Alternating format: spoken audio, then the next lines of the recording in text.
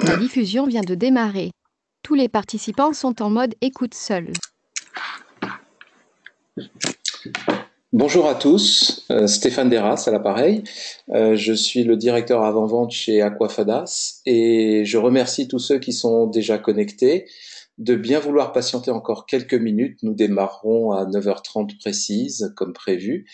Voilà, et j'espère que vous voyez bien mon écran et que vous m'entendez bien. Sinon, vous pouvez me laisser des questions ou des remarques dans le petit panneau où vous avez justement qui s'appelle questions. Donc, ou levez une main pour dire si vous avez des problèmes. Voilà, donc n'hésitez pas à me le signaler et je reprends la diffusion à 9h30 précise, donc dans 3 minutes. Merci à tous et à tout de suite.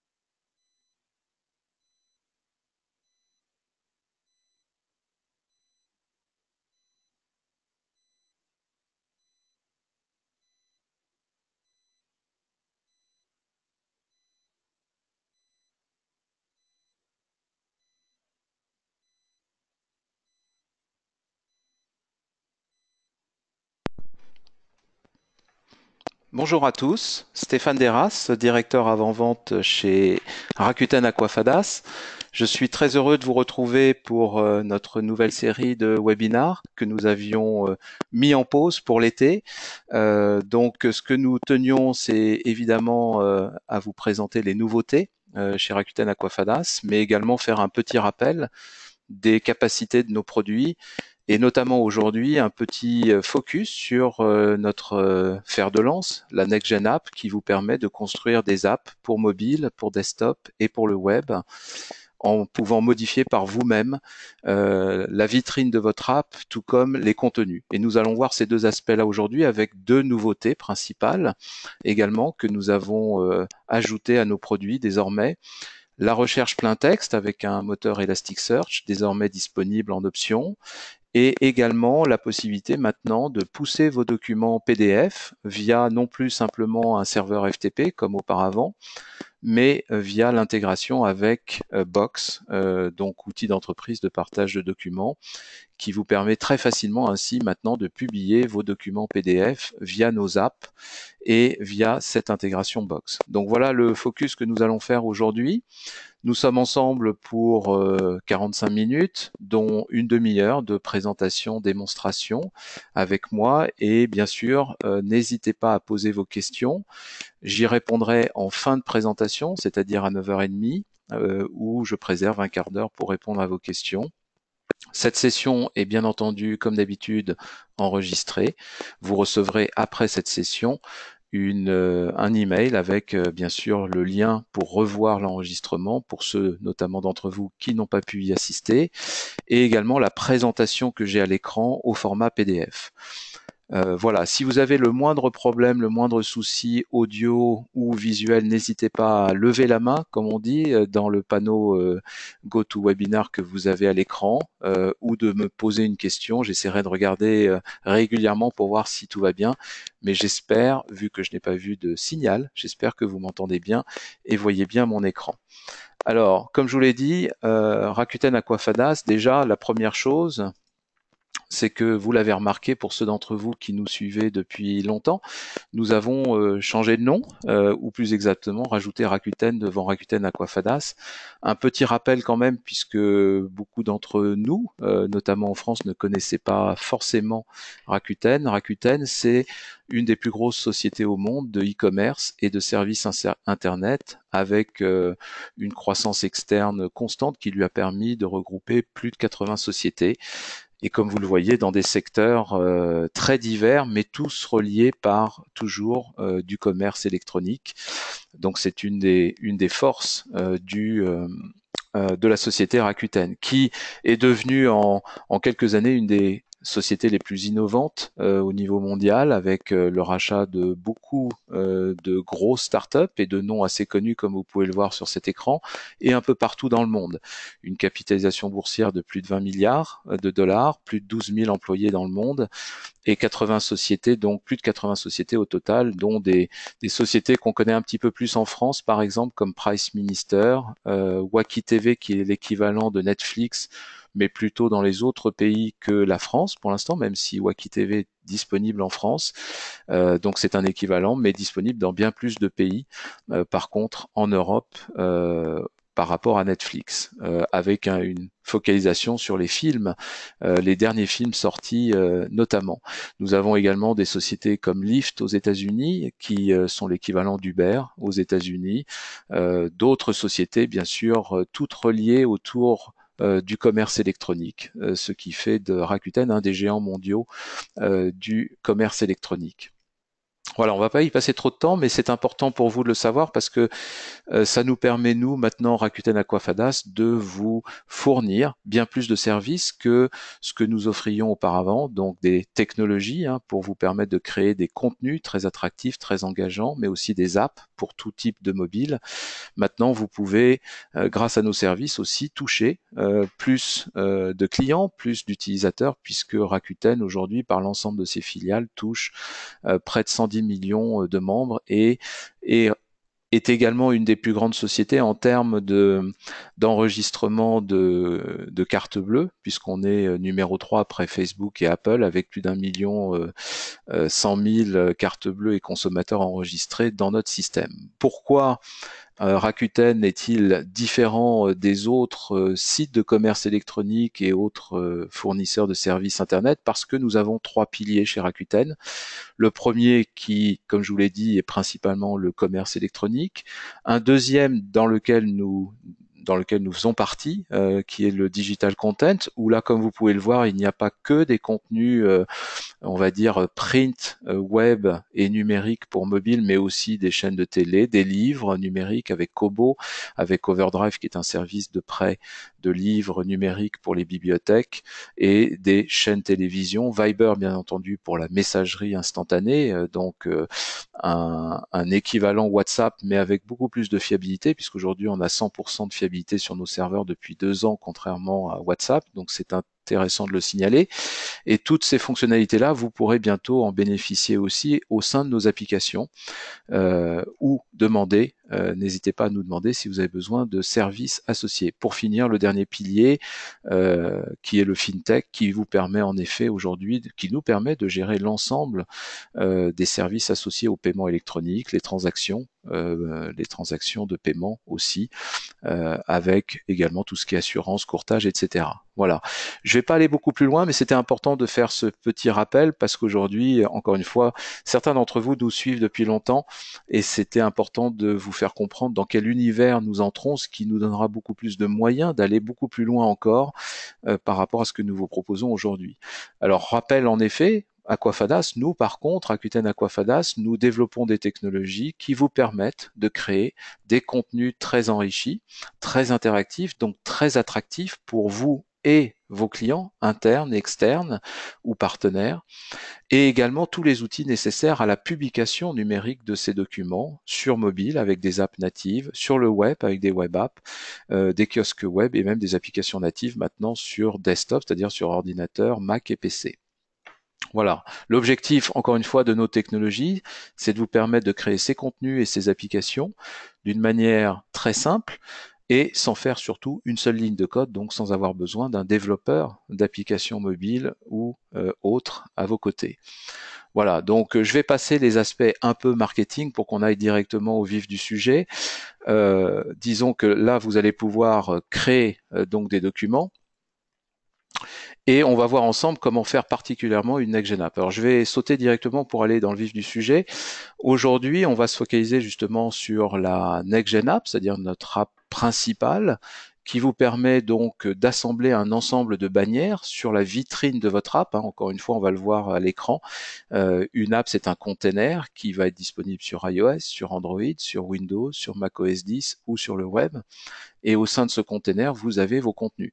Vos contenus sont affichés et accessibles via des bannières. Ces bannières sont de différents types, comme vous le voyez à l'écran. Des bannières images, des bannières vidéo, des bannières qui affichent vos contenus en grille, en liste ou avec une vue spotlight, c'est-à-dire focalisée sur un document en particulier, avec des vues de catégorie, avec des flux dynamiques également qui peuvent s'afficher dans ces bannières, des fils d'actualité, des fils boursiers, peu importe du moment que ce sont des API disponibles et ouvertes, et bien sûr des liens, des hyperliens entre les apps et entre ces différents systèmes. Je vous l'ai dit, on vous fournit des apps qui sont disponibles sur l'ensemble des systèmes, que ce soit Android, iOS, Windows, Mac, etc. Et donc, vous pouvez désormais faire des ponts et des communications entre ces contenus dans ces différentes apps et permettre ainsi à vos contenus d'être reliés via ce qu'on appelle, nous, des deep links. Voilà. Donc, on va voir concrètement ce que ça donne. Ce que ça veut dire, c'est qu'aujourd'hui, on vous propose un système qui vous permet très simplement, depuis un simple accès web et un navigateur web, d'accéder à votre compte, depuis lequel vous allez bien sûr paramétrer, publier vos contenus, vos apps, et notamment en ce qui concerne vos apps, vous allez avoir accès à un front-end, donc une page web qui vous permet de changer ces bannières à tout moment, en temps réel. Vous pouvez ajouter, retirer, modifier l'ordre de ces bannières à tout moment, et dès que vous avez cliqué sur le bouton sauvegarder, c'est immédiatement actualisé et disponible dans vos apps, qu'elles soient publiques ou apps d'entreprise, et bien sûr sur le web aussi. Donc on va voir ça concrètement ce que ça veut dire.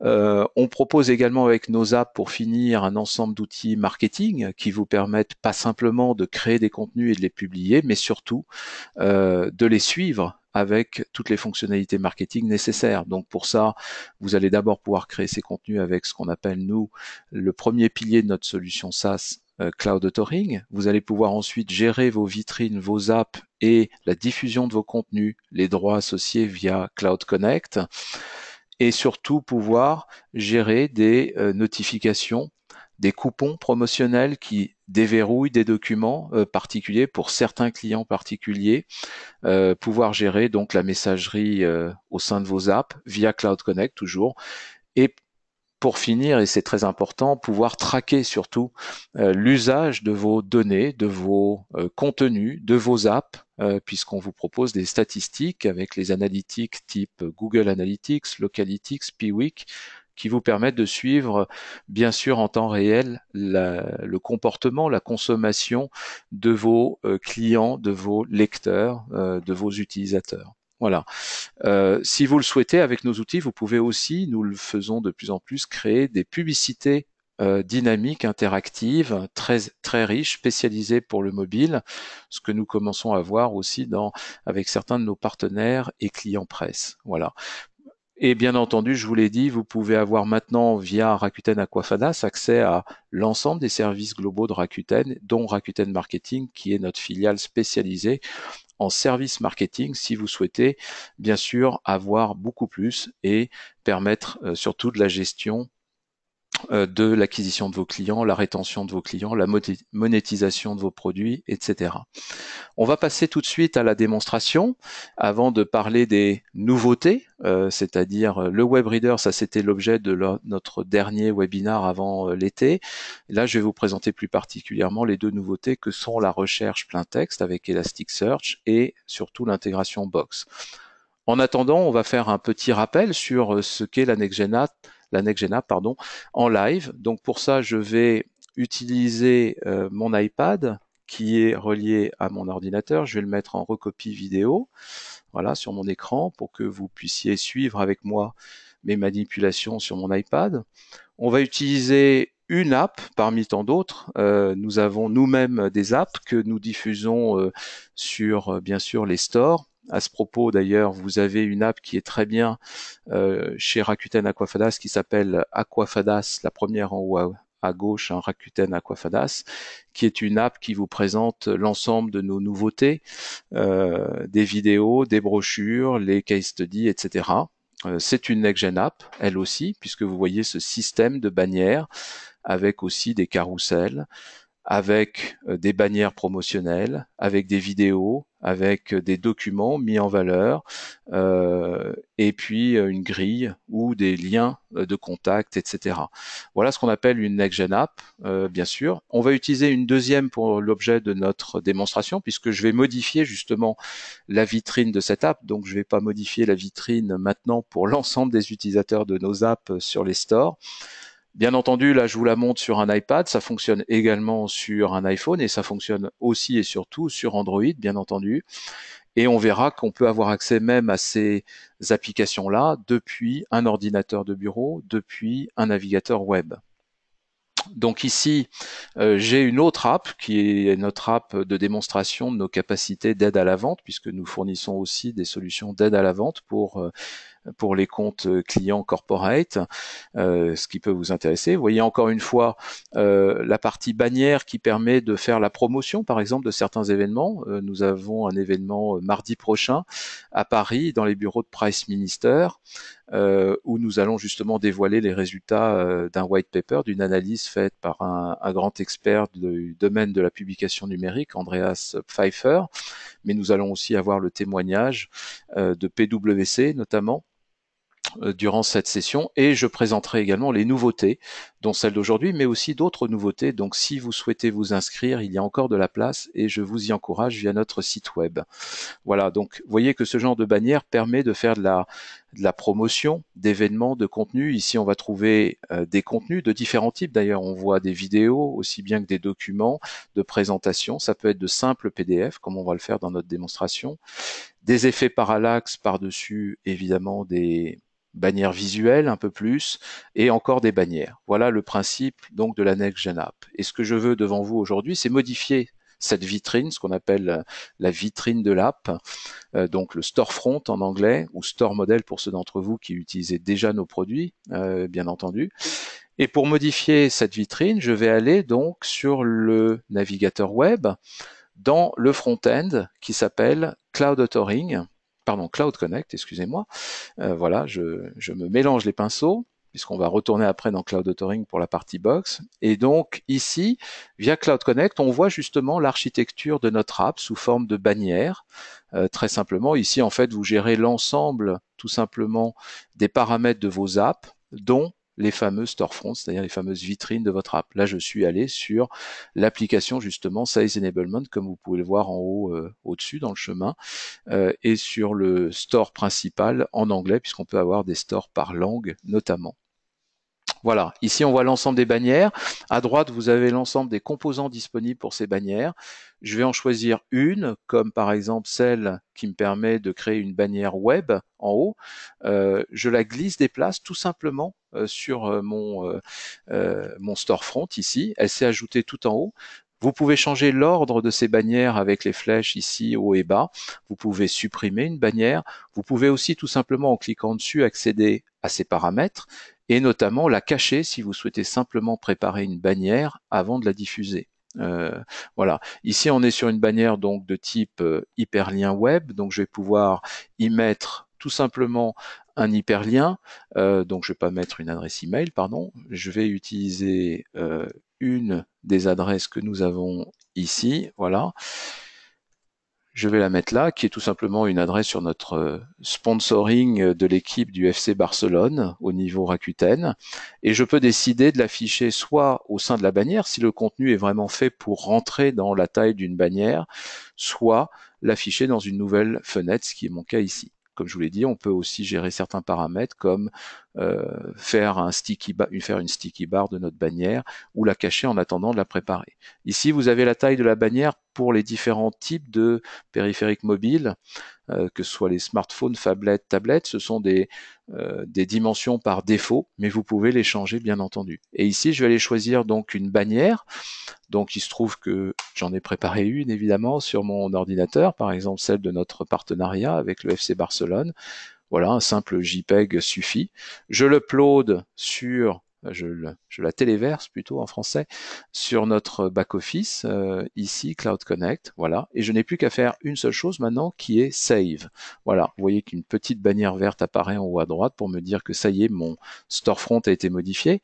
Donc je peux revenir à mon app. Alors évidemment, nous sommes sur une app ici qui a déjà été lancé, donc qui a déjà mis en cache son contenu.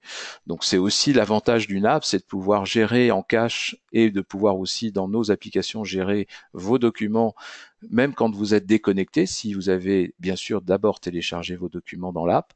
C'est une des forces des apps par rapport à du web responsive, on va dire. Mais là, comme je l'ai en cache, il va falloir tout simplement pour actualiser mon app que je quitte mon app et que je la relance. Donc je relance mon app et on voit qu'en effet une nouvelle bannière apparaît en haut. Je tape avec mon doigt dessus puisque j'ai mis un comportement qui me lie à une page web et comme vous le voyez on arrive bien sur la page global.rakuten.com de notre partenariat sponsorisé avec l'équipe du FC Barcelone. Donc là je suis dans une fenêtre de navigation web où je peux évidemment naviguer à volonté, mais comme vous le voyez en haut à gauche, on a un bouton OK, c'est pas le simple navigateur classique, c'est le navigateur classique, mais embarqué dans l'application NextGen pour permettre à vos lecteurs, à vos utilisateurs de revenir à l'app une fois que la consultation sur le web est terminée. Alors bien entendu, j'aurais pu mettre beaucoup d'autres bannières, comme ici par exemple une app vidéo, voilà, que je clique, il suffit de taper dessus pour la lancer, de taper dessus pour l'enlever. J'aurais pu aussi la mettre en plein écran si j'avais mis les contrôles associés. Et puis là, encore une fois, on peut avoir aussi des bannières de type carrousel qui défilent ici, comme là, et dans laquelle on peut mettre d'ailleurs au choix des images, des vidéos, des hyperliens web. Ensuite, on va avoir les bannières concernant les contenus et il suffit de cliquer dessus pour accéder à des contenus qui soit sont déjà téléchargés, comme on le voit avec la coche, soit à télécharger parce que je les ai déjà lus ou achetés une fois et c'est la flèche vers le bas dans ce cas-là, ou d'autres qui ne sont pas téléchargés. Je peux retrouver à tout moment dans l'onglet en bas My Documents, vous voyez le petit symbole, je peux retrouver à tout moment tous les documents téléchargés au cas où j'ai perdu ma connexion Internet. Si je suis connecté, par contre, on peut mettre dans l'onglet site web n'importe quel accès à un site web. Et enfin, dans l'onglet profil, on peut mettre la connexion d'un utilisateur qui doit s'authentifier pour des contenus, on va dire, confidentiels, puisqu'on peut forcer l'authentification dans l'app, voilà, ou utiliser un code voucher, pardon, ou un coupon, encore appelé, pour déverrouiller un document confidentiel ou un document que l'on a obtenu grâce à une promotion si c'était un document, on va dire, payant. Donc voilà comment j'ai pu modifier cette app en un clic ou un tap, si je puis dire, sans avoir surtout à recompiler mon app et à la resoumettre à Apple. Voilà. Bien entendu, je peux enlever ce que j'ai fait, mais avant d'enlever ce que j'ai fait, on va se retourner vers le web, ici, et puis je vais lancer mon serveur web local. Pourquoi? Parce que j'ai également téléchargé, correspondant à cette app que vous avez vue sur iOS, j'ai également téléchargé un kiosque web qui correspond à ce frontal-là. Donc je vais lancer mon serveur web et vous le montrer en local. Tout ça pour dire que la modification que j'ai faite va impacter aussi tous les périphériques, mobiles, desktop, mais aussi sites web que vous auriez utilisé pour diffuser vos contenus. Donc j'ai ce kiosque-là, ici, qui est disponible également. Et si je rentre dessus, là, on est vraiment sur un site web qui va reprendre la même vitrine, comme vous le voyez. L'avantage aussi, c'est que là, on est sur un site web qui est évidemment responsive. Hein. C'est à vous, bien sûr, de mettre après les bons visuels, les bonnes bannières pour qu'elles se taillent, si je puis dire, proprement en fonction de la taille de votre écran. Et là, si je clique dessus, j'ai bien une page qui s'ouvre sur le partenariat de Rakuten avec le FC Barcelone, sous forme d'onglet cette fois-ci, puisqu'on est sur site web. Et donc, cette modification que j'ai faite là, vous voyez, s'applique aussi à mon kiosque web. Maintenant, je peux revenir sur ce que j'ai fait ici, et puis dire, bah non, finalement, la promotion ou l'événement est terminé, donc je vais retirer la bannière en question. Je n'ai plus qu'à supprimer depuis mon back-office. Et ici, si je reviens sur le kiosque web, puisque c'est le premier que j'ai à l'écran, je fais un refresh et vous voyez que la bannière a disparu. Tout comme si je repars ici sur mon app, bah comme tout à l'heure, pour l'actualiser, je vais la quitter et la relancer. Et normalement, on ne doit plus avoir la bannière. Vous voyez, elle était apparue en tout premier parce que c'était le cache qui jouait son effet, mais elle a bien disparu. Donc voilà ce que vous pouvez faire avec une Next-Gen App, donc c'est très important en effet de pouvoir modifier par vous-même non seulement les contenus, parce que tous les contenus que vous publiez vont atterrir dans cette application, que ce soit encore une fois sur mobile, desktop ou web, mais vous pouvez aussi modifier l'accès, la navigation vers ces contenus avec vos bannières promotionnelles. Donc petit rappel sur la Next-Gen App, maintenant on va rentrer dans les nouvelles fonctionnalités que nous avons produites cet été. Pour cet effet, je vais partir dans une autre application, cette fois-ci l'application d'un de nos clients, ici, les Inrock, donc éditeurs de presse, qui utilisent nos technologies pour faire des apps depuis longtemps. Et nous avons donc rajouté ce que nous appelons la recherche plein texte. Donc je vous montre rapidement ce que ça veut dire. Voilà, pas l'intégration box, mais la recherche plein texte. Très rapidement, nous avons intégré dans notre cloud, puisque nous avons une solution, vous le savez, en mode SaaS, nous avons intégré des serveurs de recherche basés sur l'outil Elasticsearch que vous connaissez probablement, outil open source, et qui nous permet de chercher donc des masses et des volumes très importants de données dans le cloud. Dès lors que vous aurez demandé cette option, nous indexerons immédiatement et automatiquement vos publications dans notre cloud, ce qui permet ensuite, depuis les applications, de faire de la recherche plein texte sur ces contenus-là. Vous l'avez compris, comme c'est dans le cloud, il faut évidemment, pour bénéficier de cette recherche plein texte, être connecté sur Internet pour avoir accès depuis vos apps. Mais si vous êtes connecté, vous pouvez avoir d'énormes masses de contenu accessibles via ce serveur-là et via le bouton de recherche. Comme vous pouvez le voir, le moteur permet d'analyser plus de 1000 pages en 500 millisecondes, c'est-à-dire une demi-seconde, ce qui permet vraiment d'aller chercher des volumes très importants de données. C'est de la recherche plein texte. Alors c'est compatible avec toutes nos apps next-gen sur tous les périphériques, iOS, Android, tablette, ordinateur, le web, bien entendu. C'est disponible sur des contenus que vous auriez créés si vous êtes déjà client chez nous à partir de la version du plugin 4.6.1 d'Adobe InDesign, donc de cette année, du début d'année, de Cloud Authoring, Conversion Flow et Creative Flow pour ceux d'entre vous qui utilisez nos flux automatisés, comme dans la presse par exemple. Eh bien, si vous demandez cette option, on peut donc indexer vos contenus existants créés à partir de ces versions-là de nos outils pour tout de suite les rendre disponibles via la recherche plein texte. Voilà. Et de toute façon, je vous encourage à nous contacter si vous voulez en parler plus avant. Donc voilà l'explication. Maintenant, on va voir ce que ça veut dire dans l'app elle-même. Ça va aller assez vite, hein, puisque vous voyez que j'ai un bouton recherche en haut à droite qui avant cherchait uniquement dans les documents téléchargés dans l'app et leurs métadonnées, et maintenant va chercher dans l'ensemble des documents l'ensemble des contenus, pas simplement les métadonnées, les titres des documents, mais l'ensemble des contenus et surtout même les contenus que je n'ai pas téléchargés dans l'app, puisque là on va chercher sur le cloud. Alors sur les Inrock évidemment, il suffit de taper un mot-clé comme musique, qui est un des mots-clés forcément les plus cités dans cette application, dans cette édition, dans ce document-là. Et on va trouver, vous voyez, en moins d'une seconde, comme prévu, en une demi-seconde, on va trouver 964 résultats. Il faut savoir qu'il y a 1100 parution de ce magazine dans le cloud, hein, pas évidemment dans mon app, mais il y a 1100 numéros disponibles. Et donc là, on vient de chercher en une demi-seconde un mot-clé sur plus de 1000 parutions de ce magazine. Alors après, ce qui est intéressant, c'est que vous voyez, le moteur de recherche vous affiche l'ensemble des parutions où le mot-clé apparaît. Si je prends la première par exemple, vous voyez que je vais voir le titre, la vignette de la couverture, l'ensemble des pages en dessous où apparaît le mot-clé en gras avec le numéro de page et même une vignette de la page en question. Et vous voyez que comme ce contenu-là, je ne l'ai pas encore sur mon iPad, on me propose de l'acheter tout de suite, ce qui peut donc vous procurer aussi des possibilités de pousser vos contenus, de les vendre si vous êtes dans la presse à plus de clients ou des clients qui n'auraient pas pensé à acheter cette parution. Bien entendu, pour des contenus gratuits, vous avez juste à faire télécharger. Ce que nous allons faire juste après, parce que si je vais par exemple ici sur ce numéro-là, je sais que je l'ai déjà téléchargé, donc on ne me propose plus de l'acheter, hein, bien entendu, mais de le télécharger dans ce cas. Et enfin, troisième option, on peut se retrouver sur un numéro que j'ai déjà téléchargé, bien entendu, comme celui-ci par exemple, où là, comme vous le voyez, on me propose de lire et non plus acheter ou télécharger. Et puis après, vous rentrez évidemment via un clic sur la page concernée. Vous revenez ensuite sur la recherche avec le bouton Home en haut à gauche, où vous descendez après sur une page et vous allez retrouver le mot-clé dans la page en question. Donc voilà, ce moteur-là est très puissant et vous pouvez indexer beaucoup de données dans notre cloud. Encore une fois, si jamais vous n'êtes plus connecté à Internet, vous aurez dans ce cas-là l'ancienne recherche qui prendra le relais, c'est-à-dire la recherche sur les titres téléchargés en local et sur leurs métadonnées, et non pas une recherche plein texte dans ce cas-là, puisqu'évidemment il faut le serveur dans le cloud pour y accéder. Donc voilà, cette option-là maintenant est disponible sur l'ensemble de nos outils de création de contenu et notre application NextGen si cela vous intéresse.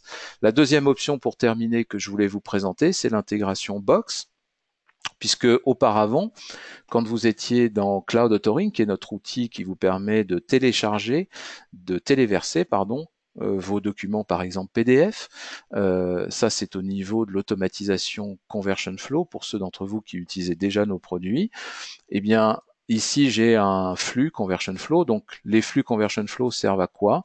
À vous permettre de pousser dans les apps que nous venons de voir vos documents au format PDF, puisque autant vous allez pouvoir créer des documents très enrichis, très interactifs, très attractifs avec notre plugin dans InDesign ou via bien sûr des contenus très structurés automatiquement mis en forme comme du XML mis en forme avec du template InDesign ou HTML responsive. Au-delà de ça, vous pouvez aussi tout simplement pousser vos documents PDF existants vers vos applications via un simple glisser-déplacer dans Box. Alors ici, avant, on était obligé donc de configurer un serveur FTP. La différence, c'est que maintenant, en fait, je vais vous montrer rapidement comment ça se passe. Dans les préférences utilisateurs, vous aviez en effet des serveurs FTP comme celui-ci, qui indiquait l'endroit où vous déposiez vos fichiers. Maintenant, vous pouvez rajouter votre compte Box directement. Donc là, comme j'en ai déjà un, je ne peux pas vous montrer la procédure, mais vous suivez les écrans qui vous guident vers le login, l'authentification de votre compte, puis l'autorisation que vous allez donner à notre logiciel d'accéder à votre compte Box et surtout les répertoires partagés. Et une fois que vous avez configuré votre flux, eh bien, tous les documents qu'on va publier vont apparaître ici dans votre compte Cloud Authoring pour pouvoir ensuite être poussés vers vos applications, soit automatiquement, soit à la main. Alors, on va prendre un exemple. Ici, j'ai Box qui est lancé sur mon compte. Je peux ouvrir mon folder Box. J'ai créé dedans un dossier parce que je ne veux pas évidemment publier tout ce qui va tomber dans mon compte Box, mais juste un dossier en particulier. Et tout ce que je vais mettre dans ce dossier-là maintenant va pouvoir être automatiquement publié, que ce soit du PDF ou des images. Alors, j'ai préparé quelques petits documents pour pouvoir être publiés de différentes tailles, hein, des documents petits ou grands, notamment le white paper qu'on va présenter de Andreas Pfeiffer mardi prochain chez Price Minister lors de notre conférence petit déjeuner, je vous le rappelle. Voilà, je vais l'appeler V2, pourquoi? Parce que j'ai déjà ici dans mon compte pour mes essais, vous voyez, c'est cette icône-là, ici, j'ai déjà publié ce document. Donc je vais prendre une V2, c'est le même document, je vous le montre rapidement. Voici le white paper, d'accord, un document PDF A4 avec plusieurs pages. Je le prends, je le glisse des places dans mon dossier Box. Voilà, vous voyez la petite icône orange qui va tourner voilà, au bleu pour dire que le document a été déposé dans Box. Et sans que j'ai rien à faire, à part peut-être un refresh si je veux accélérer un peu les choses, mais sinon normalement ça n'est pas nécessaire, eh bien vous voyez que automatiquement notre système va prendre en compte votre document, quel que soit son nom. Hein. J'ai pas besoin comme avant de créer ce qu'on appelle une issue, c'est-à-dire tout simplement le paramétrage du document que je vais publier. Je n'ai plus besoin de le faire. Un simple glisser-déplacer va me permettre d'avoir ce document tout de suite converti, puisque nous convertissons le document dans cette étape-là, à nos formats. Alors format AVE, notre format propriétaire quand on part dans une app, parce qu'il permet d'encapsuler, de sécuriser, de traquer votre contenu, ou alors du pur HTML5 quand on part vers le site web et le web reader en output. Voilà. Donc là, le document est en train d'être converti, pas simplement uploadé, mais converti, prêt à être publié. Si derrière vous avez configuré votre flux pour publier tout de suite ce document dans vos apps ou dans une app, bien entendu, votre document sera, dès la validation de cette upload et de cette conversion, sera tout de suite publié dans votre app. Donc vous voyez que là, je vous montre ce qui se passe à l'écran pour que vous compreniez ce que la machine est en train de faire, mais quelque part, moi, au niveau du service marketing, je n'ai besoin que de préparer mon document. Alors bien entendu, vous pouvez le préparer à partir de n'importe lequel de vos outils actuels, Microsoft Office ou Google Doc, etc., et faire un export au format PDF. Dès que c'est fait, vous le glissez déplacez dans votre document, votre dossier Box, et il sera aussitôt publié dans vos apps. Très utile pour des apps de communication, communication interne d'entreprise, mais aussi communication externe, des apps marketing, des apps d'aide à la vente, pour permettre ainsi, dès qu'un document est disponible, important par exemple pour vos forces commerciales, de le pousser tout de suite dans vos apps d'aide à la vente, et donc pour vos commerciaux sur le terrain de recevoir ce document depuis l'app automatiquement.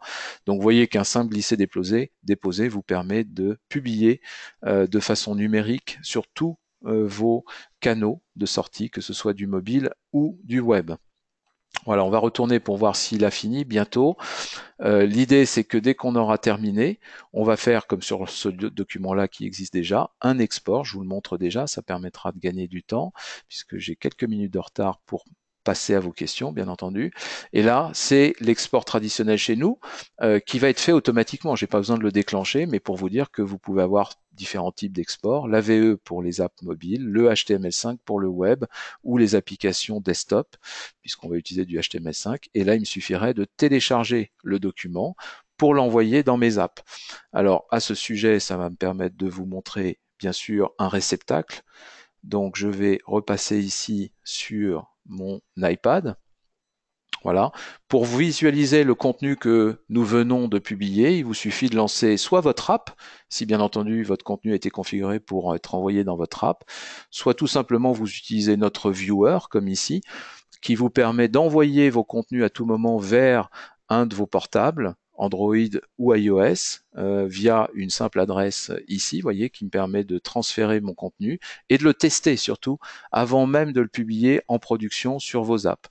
Alors on va voir où on en est maintenant, s'il a terminé.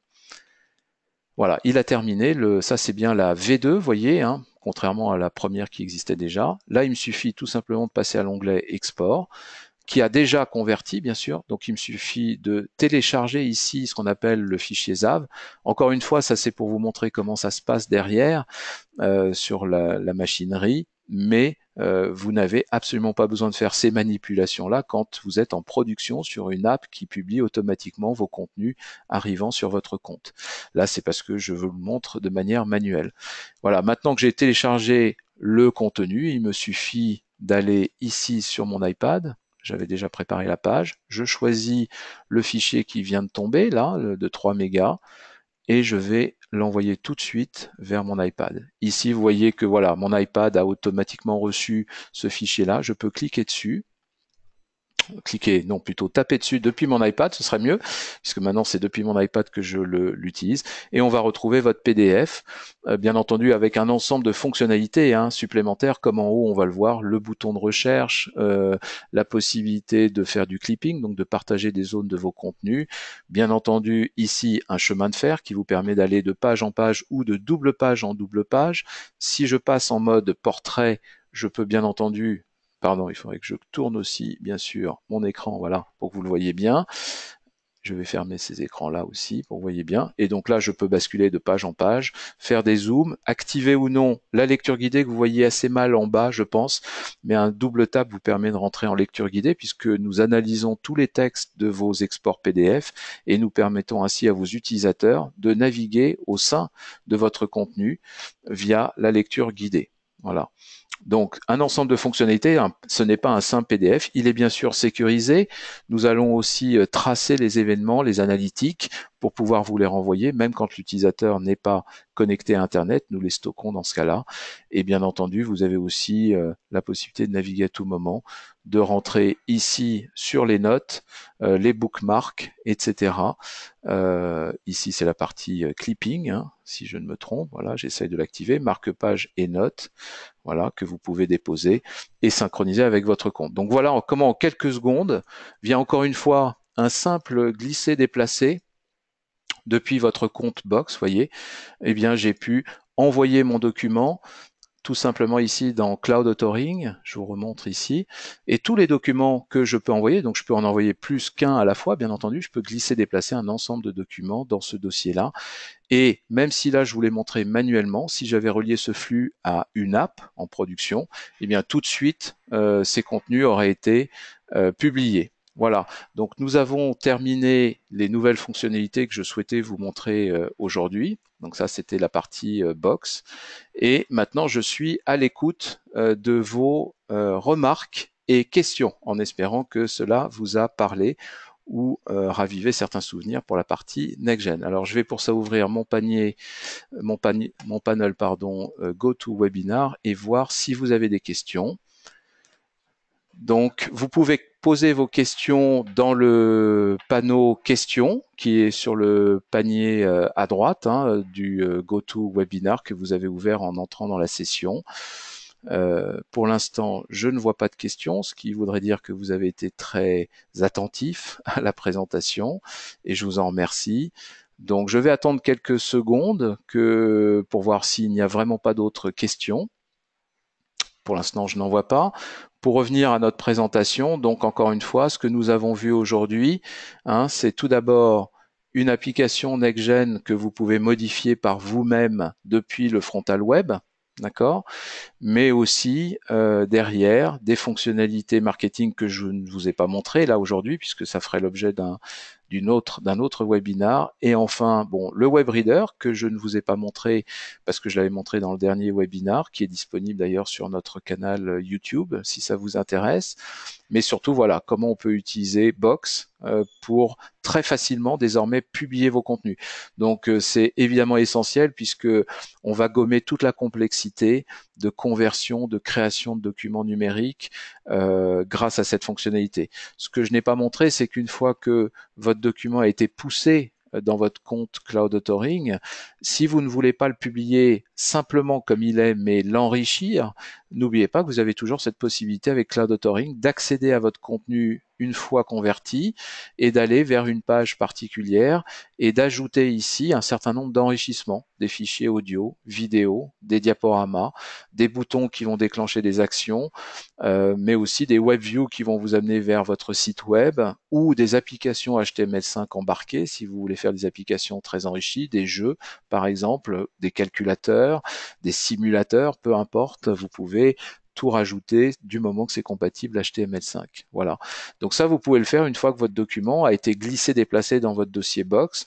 Vous pouvez évidemment aller tout de suite enrichir votre document via Cloud Authoring comme vous le faisiez avant, si ce n'est que vous n'avez plus la complexité d'avoir à pousser vos contenus via un serveur FTP. Voilà. Donc ça, c'était la partie vraiment Box. Pour la partie recherche, encore une fois, nous indexons tous vos documents. Il faut bien sûr demander cette option auprès de nos services, donc nous contacter si vous êtes déjà client chez nous pour activer cette option. On regarde ensemble en fonction des modalités de votre contrat et à ce moment-là, on peut activer cette option supplémentaire sur des contenus, je vous le rappelle, qui doivent avoir été produits avec les dernières versions de nos outils. Sinon, il faut les régénérer, les republier et on pourra les indexer à ce moment-là avec notre moteur Elasticsearch. Voilà pour l'ensemble des fonctionnalités que je souhaitais vous présenter aujourd'hui. Je vois qu'il n'y a pas de questions, donc visiblement, j'espère que... Ah, si je vois une question. Alors en effet, une question qui vient d'arriver sur sommes-nous limités à Box? Est-ce qu'il y a d'autres accords possibles comme Dropbox, OVH et Drive? Alors c'est une très bonne question. Nous avons choisi Box parce que c'est l'outil numéro 1 utilisé en entreprise aujourd'hui pour partager des documents. Donc ça nous permet de facto d'être compatible avec déjà le numéro 1 mondial en entreprise. Nous pouvons en effet regarder d'autres accords, soit au cas par cas si vous êtes un compte entreprise qui avait une solution Dropbox par exemple ou Google Drive. C'est évidemment un proof of concept que nous avons réalisé, c'est-à-dire que ça nous permet maintenant d'aller voir d'autres outils de partage, mais pour l'instant nous n'en avons pas d'autres. Alors évidemment nous regardons de très près les autres. Nous avons déjà commencé à analyser ne serait-ce que Google Drive et Dropbox. Voilà. Voilà. Merci à vous en tout cas pour votre attention. Et encore une fois, ce webinar a été enregistré en vidéo. Vous recevrez d'ici 48 heures le lien avec également ma présentation puisque je l'ai passé assez rapidement. Ça vous permettra de retrouver tout ce que je vous ai indiqué là. Et je vous encourage à nous contacter également via notre site web. Vous avez toute l'information nécessaire. Nous avons un bureau à Paris, un bureau à Montpellier et maintenant que nous faisons partie du groupe Rakuten, nous pouvons vous accompagner dans le monde entier comme vous l'avez vu. Voilà, merci à vous tous et je vous souhaite une très bonne journée. Au revoir.